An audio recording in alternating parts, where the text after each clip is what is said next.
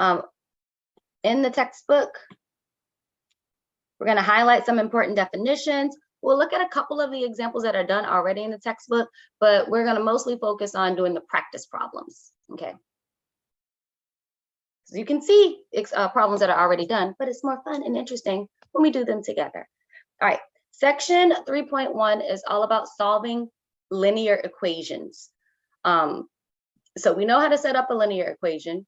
If we're trying to solve a linear equation, we want to basically solve for x. There are properties that we can use, properties of equality, that will allow us to move terms to either side of our equal sign so that we are able to isolate the x variable. That's our goal when we are trying to solve an equation, okay?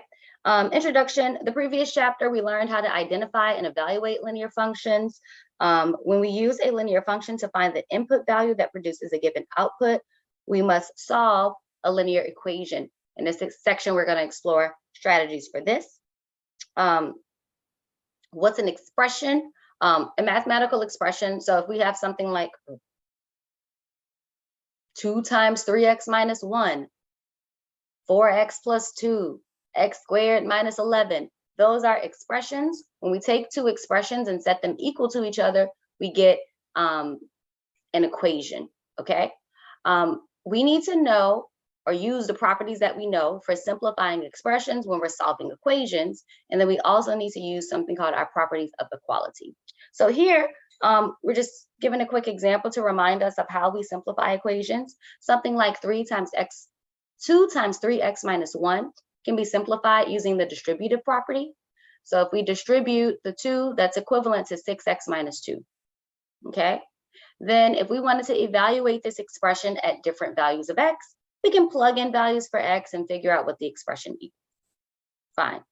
A mathematical equation, on the other hand, starts off with two expressions being equal to each other, as we have here. 2 times 3x minus 1 equals 16. And our goal is to find out what value of x makes this statement true. What value of x makes 2 times 3x minus 1 equal to 16? The way that we go about figuring it out is called solving the equation. We want to somehow get that x term all by itself, okay? Another way that we can solve the equation is kind of guessing and checking. So you can ask yourself, well, if I plug in a 1, will that be true? Is 2 times 3 times 1 minus 1 equal to 16? No, that doesn't work. If I plug in a 2, does that work? No, it doesn't work. We see here that if we plug in 3 for x, 2 times 3x minus 1 is 2 times 9 minus 1, which is 2 times 8, which is 16. So 3 works. But the way that we found this is just by making a substitution. You would actually just have to guess the number.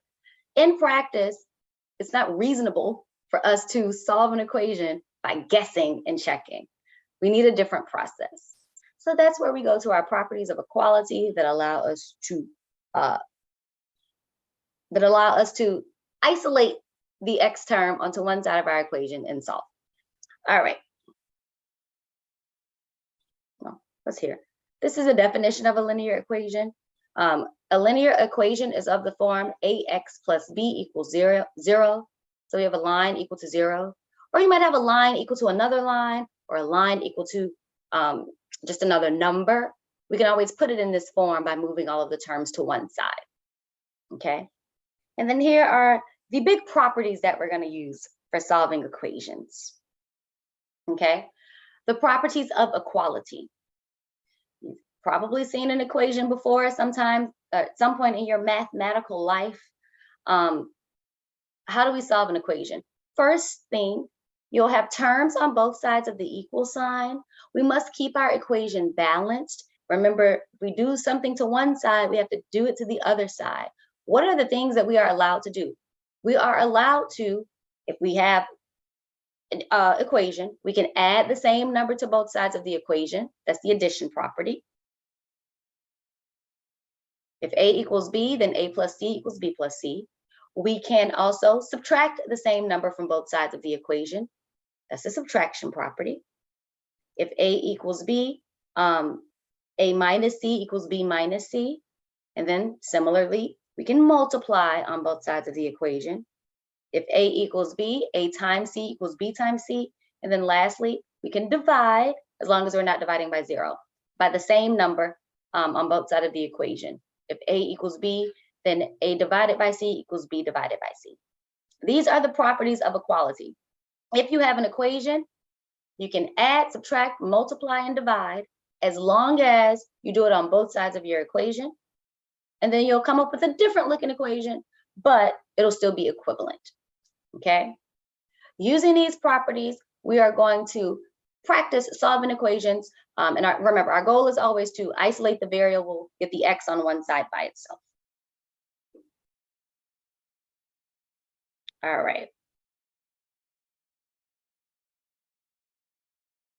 So I'm going to look at example 1 here, where a few problems are solved for us. We can look through the steps together, and then we're going to jump to the practice problem and practice solving some equations on our own. Okay. So for the first example, we have, there we go. X minus 5 equals 9. So x minus 5 is equal to 9. Our goal is to get x on one side of the equation and a number on the other side. If we do that, that means that we have solved our equation. How do you figure out what operation or what property of equality, I should say, you should use? Should I add on both sides? Should I subtract? Should I multiply? Should I divide? Always go to the side of the equation that contains the x and look at what's happening to x. We have x minus 5. So a 5 is being subtracted from the x. We want to undo that operation. So we do the opposite. What's the opposite of subtracting 5? Someone's out there yelling it in their home. Add. 5. Okay. So yes, to solve this equation, or to isolate x in this case, we want to add 5, and we have to do it to both sides of the equation. Sometimes people like to put a little line here so that they keep track of where the equal sign is. You can do that if it's helpful for you. X minus 5 plus 5 is just x, and then 9 plus 5 is 14. Boom. Once you get to this step, if you have x on one side and a number on your other side, you are done. We have solved this equation. This is an example of what we call a one-step equation. In order to solve this, all we had to do was one property of equality, one step, add 5 to both sides. All right, I'm going to make a little line here. And then we'll do part B, but in a different color. If you look at part B, we have negative 3x equals 10 as our original equation. Again, our goal is to get the x by itself. This time there is a negative 3 being multiplied by the x. How do we undo multiplication? The opposite operation is division. You want to divide by that exact same number. So if x is being multiplied by negative 3, to isolate the x, we divide both sides of the equation by negative 3. Then on the left-hand side, multiplying and dividing by negative 3 just leaves us with an x. And on the right-hand side, we have 10 over negative 3. I'm just going to write that negative out front. So that's negative 10/3. X equals negative 10/3 would be our solution here. This is another one-step equation. Okay, we only had to do one operation. But for part C, notice this one. Excuse me. I want to erase this so I have more space here. In this equation, we have 3x plus 4 equals 13. On the left-hand side of the equation, there's more than one thing happening with the x. We have 3 being multiplied and the 4 being added. We have to undo 2 operations here. So this is going to be a 2-step equation. And then a very important question comes into play. Should I undo the 3 first, or should I undo the plus 4 first? Which one? The simple rule is you kind of are doing the opposite of the order of operations. So you always, for a problem like this, undo the addition or subtraction first. So use the addition or subtraction property first, and then use multiplication or division. Or another way you can think of it is, first we're going to isolate the term with the x. So first we want to isolate the 3x, And then once the 3x is isolated, we can divide by 3 to isolate the x. So first step, undoing the addition of 4, we subtract 4 from both sides. And that gives us 3x is equal to 13 minus 4, which is 9. So yeah, after our first step, 3x equals 9. And then for our second step, to get rid of the 3 that's being multiplied by the x, we're going to divide both sides by 3. And that leaves us, our equal sign comes down here, that leaves us with x is equal to 3 as our answer.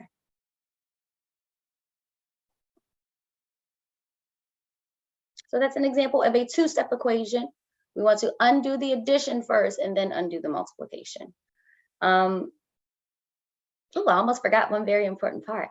One very nice thing about solving equations is we can always check our answer to make sure we did the right thing. You check your answer by going back to your original problem and plugging in what you found for x to see if it's true. Okay?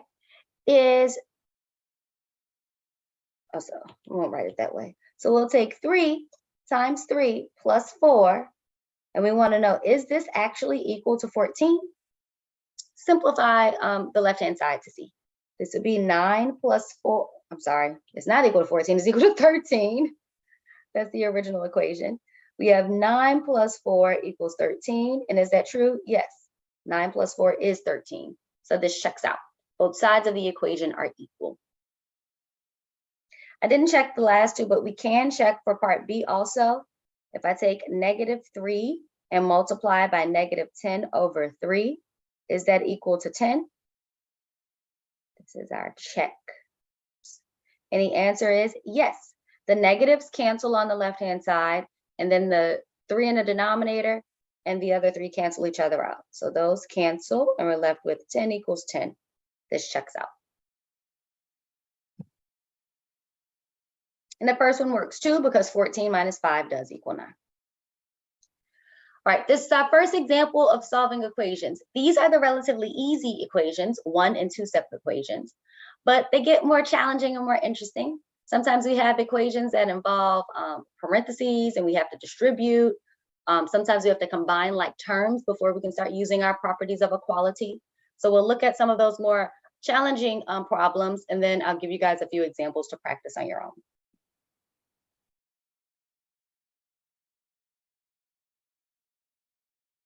All right, this is what page is this on?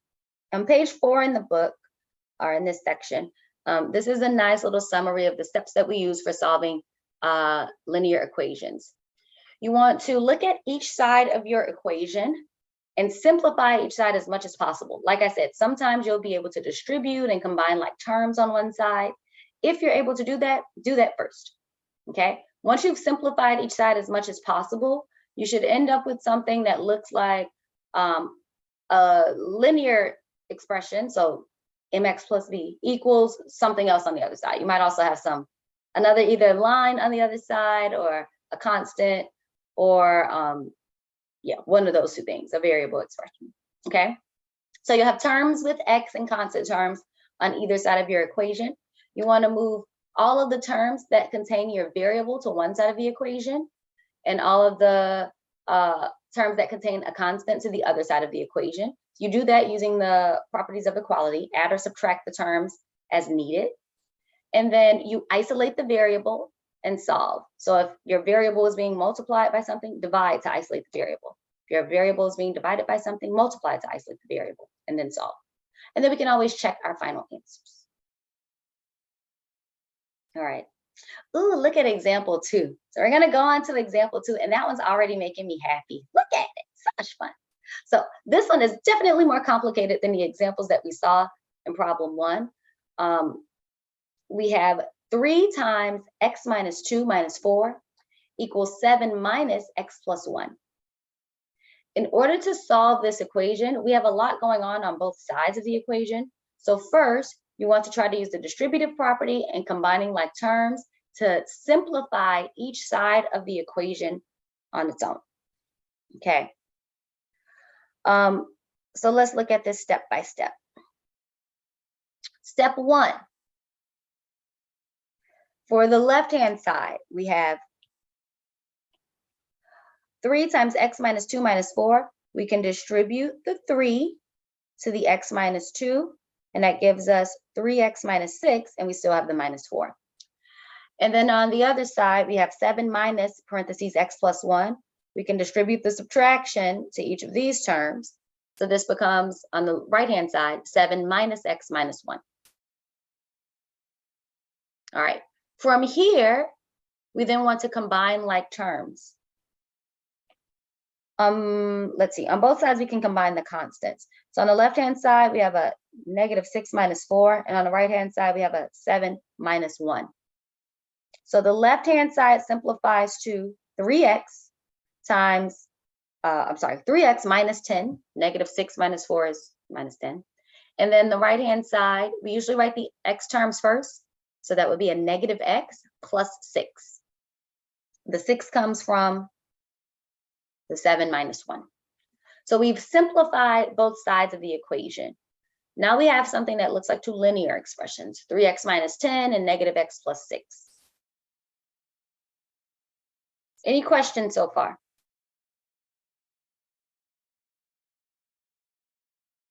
All right, I don't see any questions coming through. Now, at this stage, we have x's on both sides of the equation. Then from here, we want to move all of our terms with x to one side. What does that mean? We have a negative x on the right-hand side. We can add x to both sides, and then we would end up with 4x minus 10 equals 6. Okay, so add x to both sides. 3x plus x minus 10 equals negative x plus 6. That simplifies to 4x minus 10 equals 6. So the x's cancel on the right-hand side, and then on the left-hand side, we have all of our x's combined. All right, now what we're left with kind of looks like what we had for part C of example 1. It's a two-step equation. From here, we're going to add the constants to the other side so that we have variable on one side, constant on the other side. So if we add 10 to both sides, 4x minus 10 plus 10 equals 6 plus 10.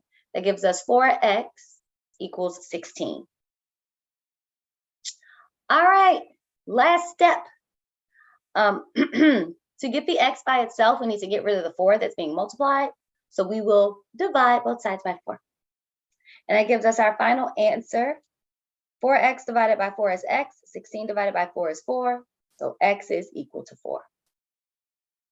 Now, this is a multi-step problem. We had to do a lot of stuff. We had to distribute, then we had to combine like terms, then we had to subtract the x's, then we had to subtract the constants, then we had to divide, lots of stuff going on. You definitely want to go back and do a check on a problem like this. Remember, to do a check, I'm going to scroll up really quickly. You start with your original equation, and then you want to plug in the number that you got for x and see if both sides simplify to the same thing. So the check is done here for us, but let's just do it ourselves really quickly. So our original equation was 3 times x minus 2 minus 4 equals 7 minus x plus 1. Let me double check that. 3 times x minus 2 minus 4 equals 7 minus x plus 1. All right. If we replace the x's with the 4, this gives us 3 times 4 minus 2 minus 4 equals 7 minus 4 plus 1. And then we want to simplify to make sure both sides are equal. Okay. On the right-hand side, we have 3 times 2 minus 4, which would be 6 minus 4, which is 2. And on the left, I'm sorry, that's the left-hand side. On the right-hand side, we have 7 minus 5, and 7 minus 5 is 2. So yes, both sides equal 2. That means that the solution that we found is correct. For example 3, we can have equations that include fractions. The way that we solve it is the same, though. You just have to be careful with your fractions. You can either divide by your fraction, or you can do something called clearing parentheses. That's what I would recommend. It's much easier to solve an equation that doesn't contain fractions. So our first step would be to get rid of the fractions. You do that by multiplying by the least common denominator. For this example, 2 over 3x plus 5 equals 8. There's only one denominator, 3. So we multiply everything by 3. And when we say everything, we mean every single term in the equation. So the 2 over 3x gets multiplied by 3, the 5 gets multiplied by 3, and the 8 gets multiplied by 3. When you multiply everything by the denominator or the least common denominator, you end up with something nice like this. You get rid of the fractions, and you have a simple two-step equation there that you can solve. Add 15 to both sides. Subtract 15 from both sides, and we get 2x equals 9, and then divide both sides by 2, and we get x is equal to 9/2. So our answer comes out to be a fraction here, which is fine. The big thing that I want you to take from this example is, if you have an equation that contains fractions, you can multiply both sides of the equation by the LCD. That's called clearing fractions. And then when you simplify, all of the fractions should be gone.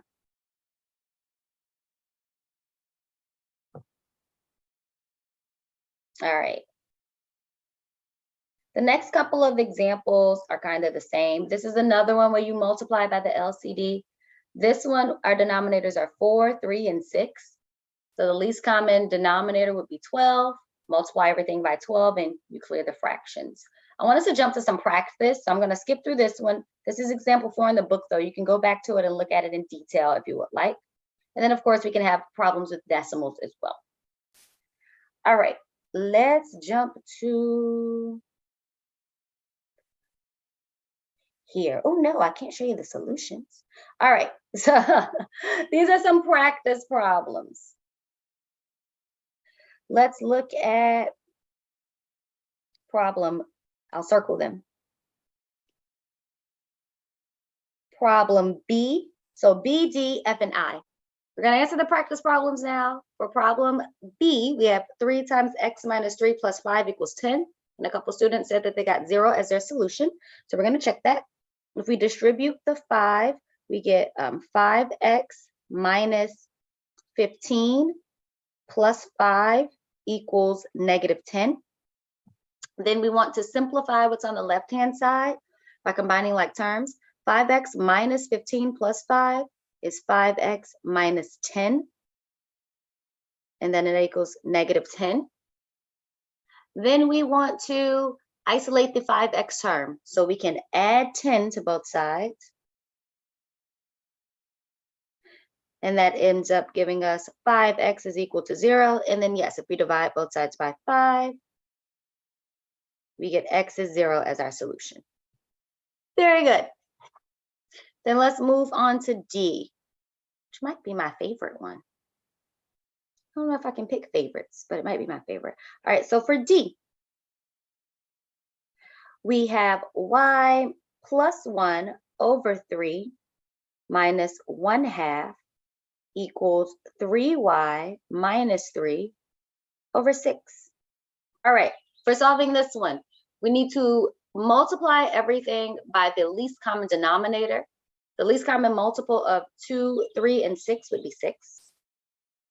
So if you multiply everything by 6, you have 6 times y plus 1 over 3 minus 6 times 1/2 equals 6 times 3y minus 3 over 6. When you simplify this, you should get rid of all of the denominators. They should all cancel out. So like in the first term, 6 divided by 3 is 2. So this gives us 2y plus 1. For the second term, 6 divided by 2 is 3. So that just gives us 3. And then this is equal to, the 6's cancel out. So we get 3y minus 3.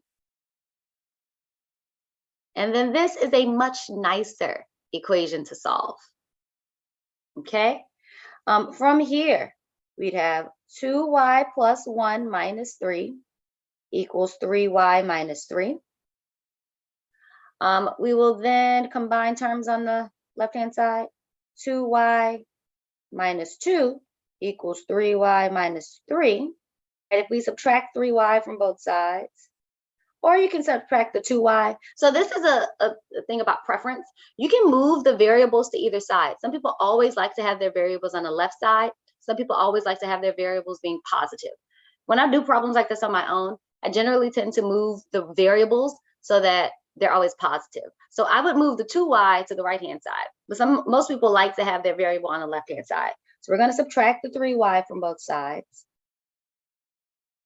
That gives us negative y minus 2 equals negative 3. And then I'm going to add the 2 to both sides. And that'll give me negative y equals negative 1. And then I got y equals 1. So all of you got 2, but I got 1. So that leads me to believe something's wrong. Oh, I see where the mistake is already. Dun, dun, dun. Here. I distributed it wrong, right? So that should have been 2y plus 2 minus 3. Then that changes a few things. So let's go through and fix this. This should be a 2, and then that would make this a 1. 2 minus 3 is 1.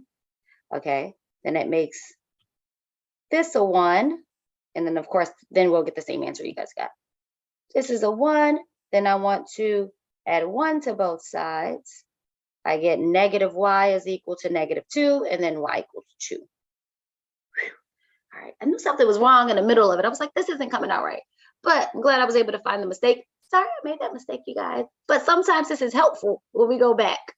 This certainly wasn't an intended mistake, but hopefully it wasn't too bad and you're able to still see the correct answer here. F, I think I had circled. F. Problem F was inside of the parentheses. Let's start as inside as possible. We're going to do a little bit of distributing. We would have a negative 5 on the outside here, or negative on the outside here. 5 minus y minus 1. And then that equals 9 minus parentheses 5 minus 2y plus 3. That's if we distribute on the most inner parentheses. All right, then from here, inside of this first set of parentheses on the left-hand side, we can simplify this. 5 minus y minus 1, that's negative y plus 4, or you can write it as 4 minus y. That also works. And then that's going to be equal to 9 minus 5 minus 2y plus 3 is negative 2y plus 8. All right, now let's distribute one last time and we should be done with our parentheses. We'll have y minus 4 is equal to 9 plus 2y minus 8.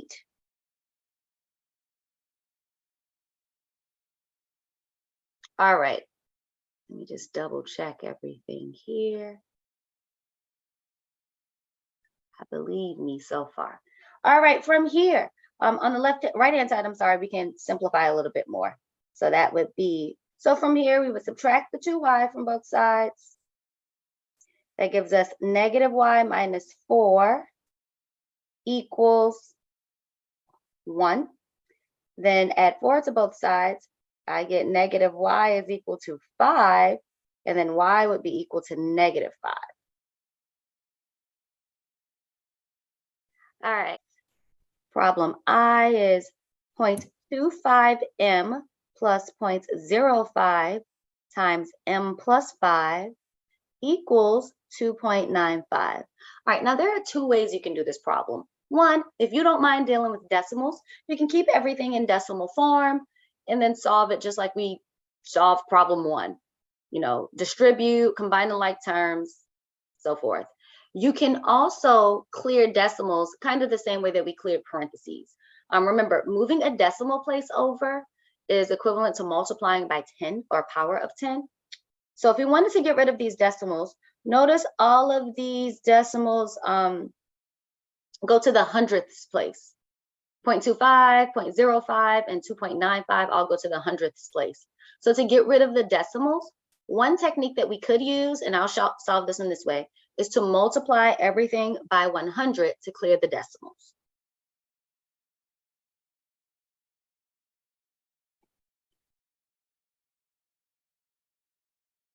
And that would be multiplying every term. So we'd have 100 times 0.25 m plus 100 times 0.05 times m plus 5 equals 100 times 2.95. What does this do? This moves our decimal place over 2 units, so we'll get rid of all of the decimals, and then we'll have nice whole numbers to deal with. So this would be 25m plus 5 times m plus 5 equals 295. This is an optional step in my opinion. You can do this, you should know how to do it, but if you also are fine with just working with the decimals, you can work with the decimals as well. All right, so now we've cleared our decimals. We would distribute next to get rid of the parentheses. 25m plus 5m plus 25 equals 295. Then we combine like terms. That's 30m plus 25 equals 295.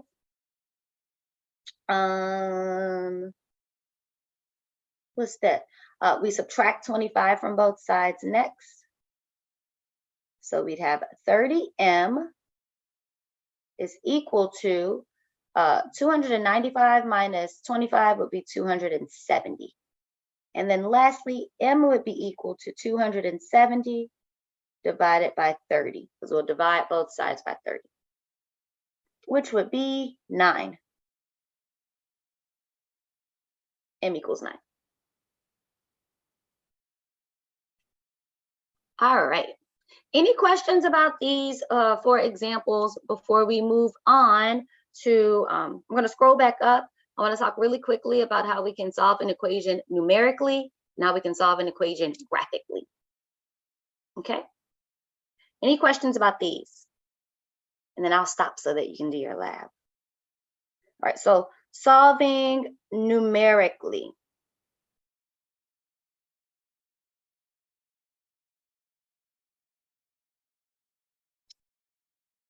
All right, so solving things graphically or numerically means we're going to use our graphing calculator to do it. Here are nice pictures of what it would look like in the graphing calculator if you were to solve this as well. Oh, I lost you guys up here. Where'd you go? There you are. So if we have an equation that we want to solve graphically, you can take each side of the equation and we want to plug it in separately. So you take the left-hand side of the equation, make that y1, take the right-hand side of the equation and make that y2, okay? If you solve graphically, you graph both of the lines and you are looking for the intersection point. Where do those 2 lines cross? That ordered pair gives you your, or the x value, I'm sorry, gives you your solution, okay? That's solving graphically. To solve numerically, we're gonna look at a table. So that's given here. We have this example, 3 times x minus 2 minus 4 equals 7 minus x plus 1. We looked at this one previously and solved it algebraically. If we wanted to solve this numerically, in our graphing calculators, again, left-hand side of the equation is y1, right-hand side of the equation is y2. Make sure you type them in properly. And then you will go to the table setting. To get to table on your graphing calculator, you press second and then graph. And what are we looking for in a table? You're going to scroll down the table and we're looking for the row that has both of the y values being equal, okay? So if we look at this table for row 1, when x is 1, y1 is -7, y2 is 5. That doesn't work. Then for the next one, y1 is -4, y2 is +4. Doesn't work. We're only looking for the row where both y values are the same. That happens when x is equal to +4. When x is equal to +4, both y2 and y1 equal 2. This gives us our solution. That tells us where both sides of the equation are equal. The x value that you get there, x equals 4, is a solution here.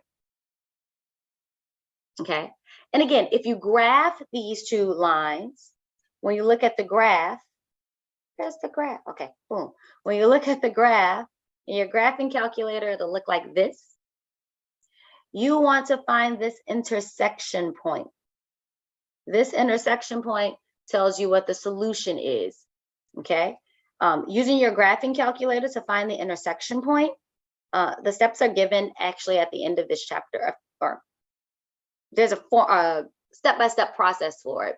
You have to press second and then calculate and then intersect. There's a button called intersect. And then it'll give you the intersection point. And down here it says x equals 4, y equals 2. Again, we're only looking for the x value here. So x would be our solution. Let's just do one more example of a problem where we can solve graphically. Boom. Let's do this one. 2x plus 5 equals 3x minus 4. I'm going to go to our online graphing calculator. I'm going to use Desmos. We're going to solve this graphically. Actually, let's use the TI-84 because that's what you guys have to use. I'll open it up on my other computer. We're going to solve this equation graphically and numerically.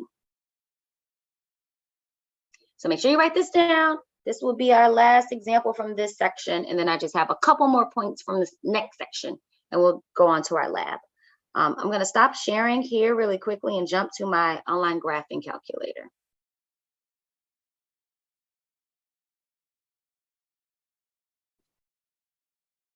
Where is it? So you should have a TI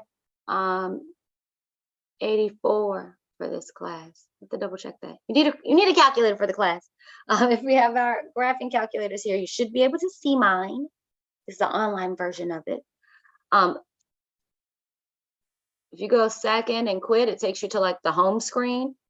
When we're entering in equations, we want to go to the y equals button. That's the top left-hand button. I'm going to clear out this previous equation that I have in.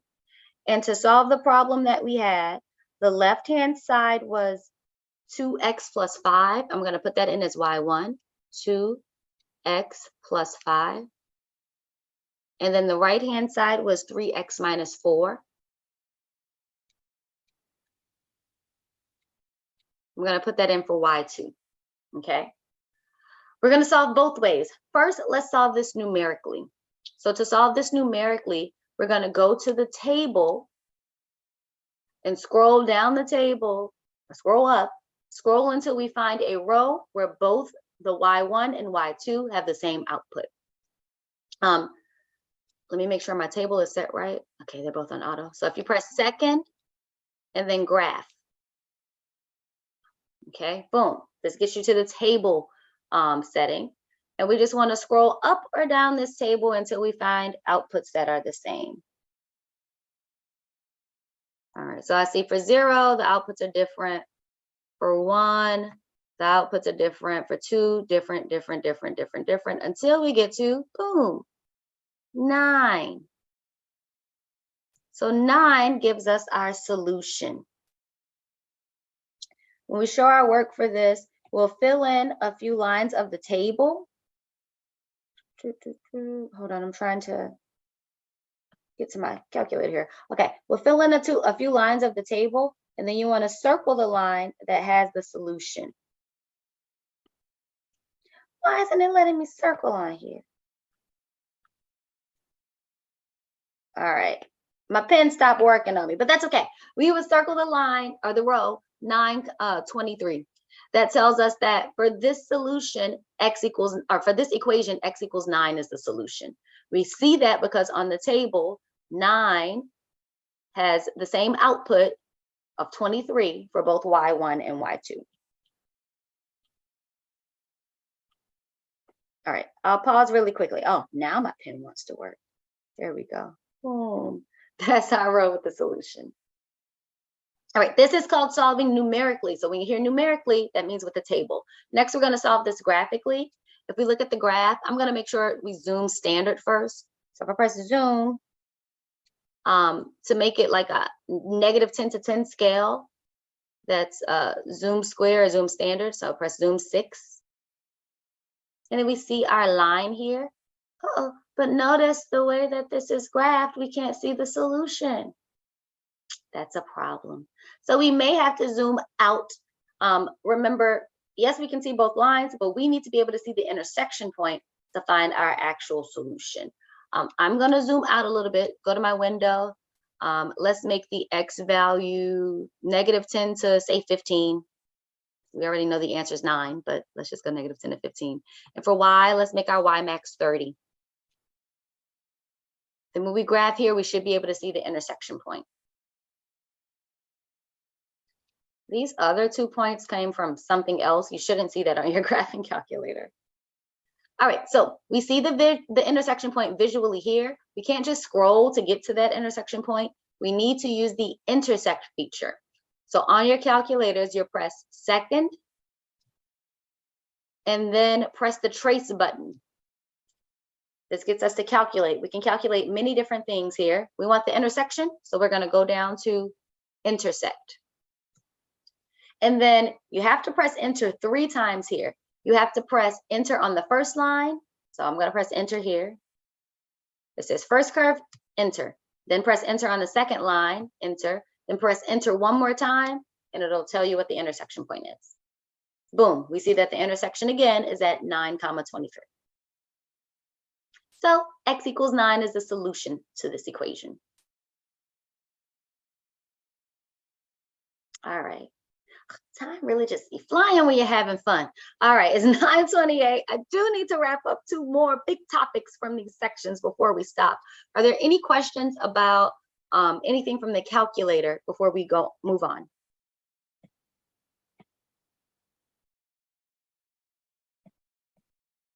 All right, so I'm gonna go back to our book. So let me stop sharing this graphing calculator.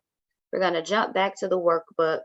Sometimes we might solve an equation and we can get that there's no solution.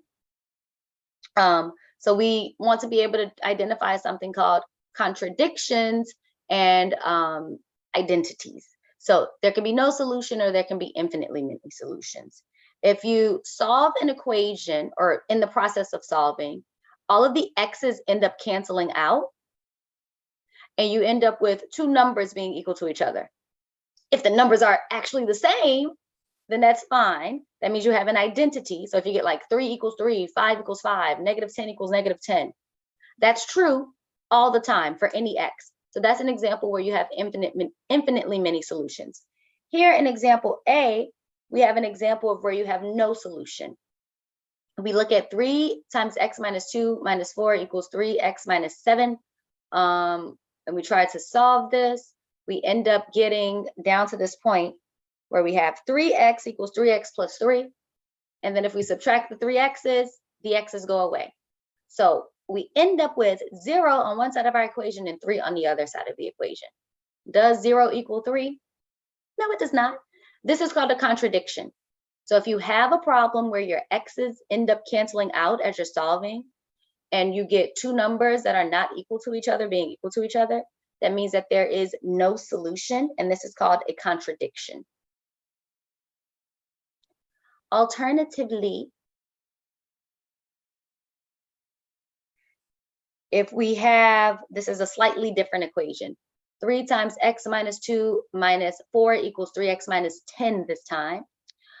We get down to this point where both sides of the equation are exactly the same.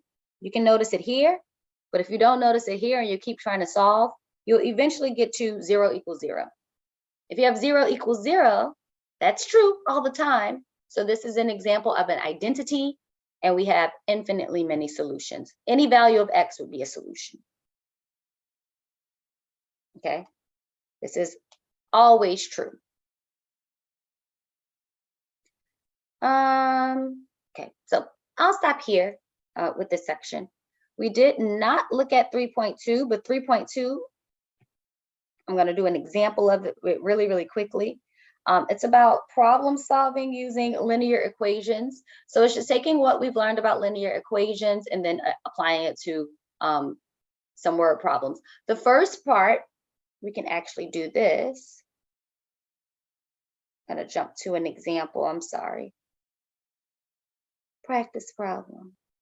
The first big thing from section 3.2 that we need to know is how we can take an equation that we know, like or a formula that we know, the formula for the area of a triangle, or for the circumference of a circle, or the surface area of a cube or a circle.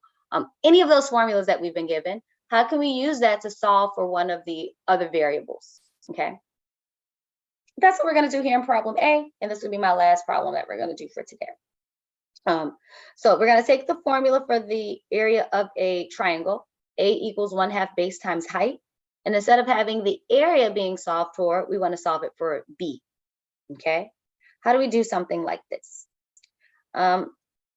So for part A, where's my pen?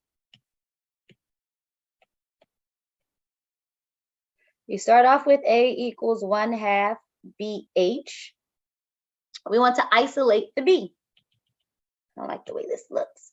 1/2 BH. We want to isolate the B.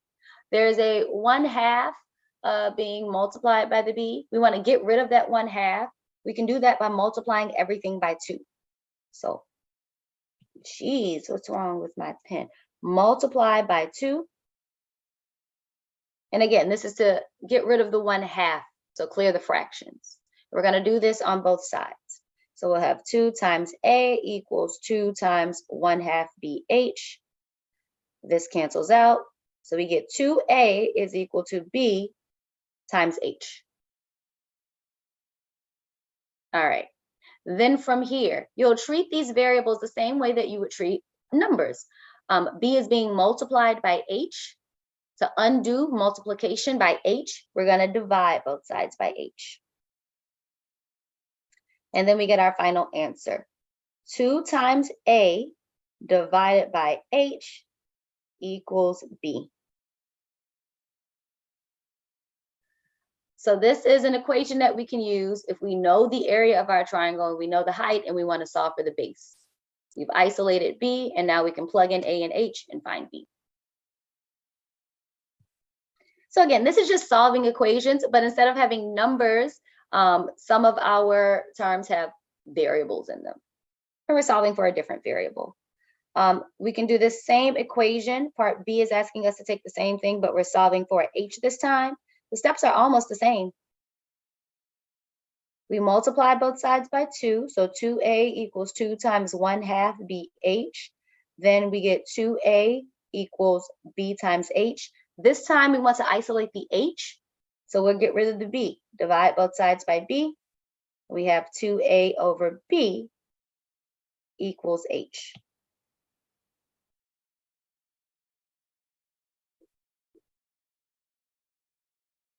All right, and then need a little bit more room for part C. This one's a fun one. S equals 2 pi r squared plus 2 pi RH. This gives us the surface area for a cylinder, okay? We want to solve this for H. 2 pi r squared plus 2 pi RH equals S. Oops, I missed the S.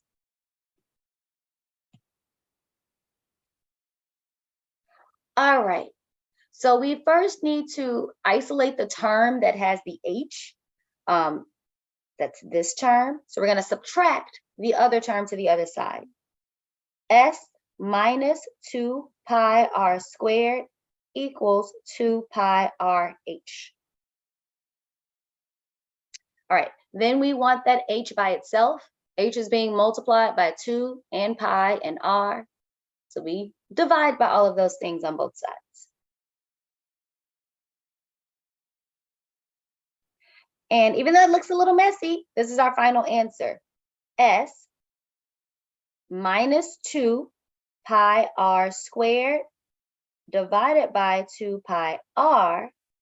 This cancels out, so we'll just be left with H equals H.